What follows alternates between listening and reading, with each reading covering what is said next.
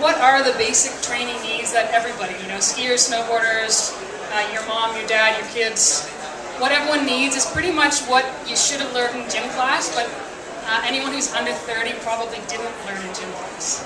And this would be considered, it's called general physical preparedness, and basically speed, strength, endurance, flexibility, all sorts of movement. Any way you can move, you should be learning how to do this. Now I'm going to put this into ski lesson terms for you. So those of you who have taken a ski lesson in the past or who are instructors, we have 5 basic skills in skiing. Sorry, 4. We used to have 5. Stance and balance, steering, which would be pivoting and edging, and then pressure control and timing and coordination. So these are the skills of skiing. But if you go and take a ski lesson, you're probably not going to be satisfied. If you're a teacher, your instructor just says, okay, I'm going to teach you these 4 skills. You're going to want them to actually look at how you ski and see what you specifically need. Like maybe your pressure control and your stance and balance is great, but you just can't get that carve in there. That's what you want to find out. You also ideally want your instructor to understand what your needs are in skiing. Are you a mogul skier?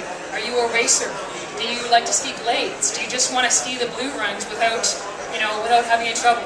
These are the things that you want from your ski instructor. And what I would say to you is these are the things that you should want from your trainer. So general training is not enough. And so we talk about what do you specifically need in your training. Basically, just like we saw in the skiing, you want to be trained to fix your deficits and to work towards your strengths. Now how do you do this? We assess. There are many great ways to assess. I'm partial to the functional movement screen, which is the fellow Greg Cook that I mentioned before. He created the functional movement screen.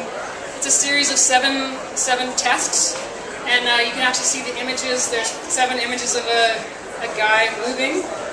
Those are the tests that you do in the functional movement screen. It allows someone to find out where you have mobility limitations, where you have stability limitations, and then we can help to work towards improving those. I would add to this, there's the Titleist Performance Institute has a golf fitness assessment. For skiers, I don't think that is entirely relevant, but there are a few parts of it that are relevant for skiers. And in fact, I usually think that while it's a golf fitness screen, I would say it's actually a screen for rotational athletes. And skiers and snowboarders are rotational athletes. You have to be able to rotate your lower body relative to your upper body. So it has to be power transfer and mobility. And there are a host of other ones. Certainly those aren't the only ones. The National Academy of Sports Medicine has some assessments. There are lots of great ones. You just want to find someone who can actually assess you. If you go and see an athletic therapist, they would do manual muscle testing on you. That's fine too.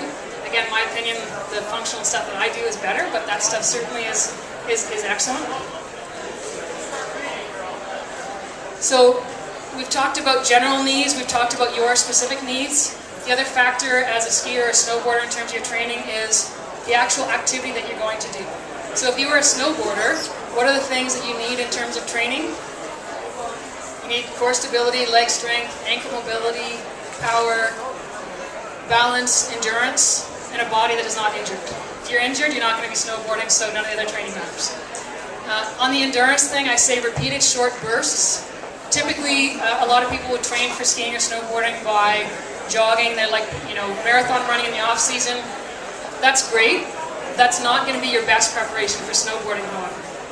Now, if we were actually fortunate enough to live out in the West or in Europe, where you might have a 10-minute, 15-minute run, there'd be an argument for that. But let's face it, the runs here are like 30 seconds, a minute tops. We need the short bursts. So now for skiing, if you actually look at this list, it's pretty similar.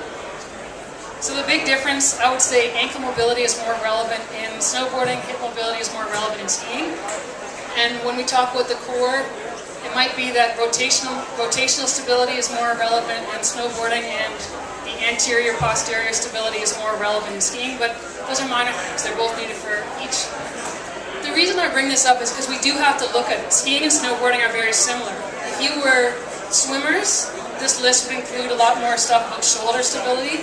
If you were football players, this would include a lot more about upper body strength.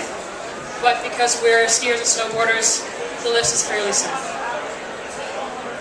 So just, yeah, quick summary. We need general. We need sport-specific. And then what I like to add is that you need individually specific, or if we want to follow the same linguistic lines, personal physical preparedness.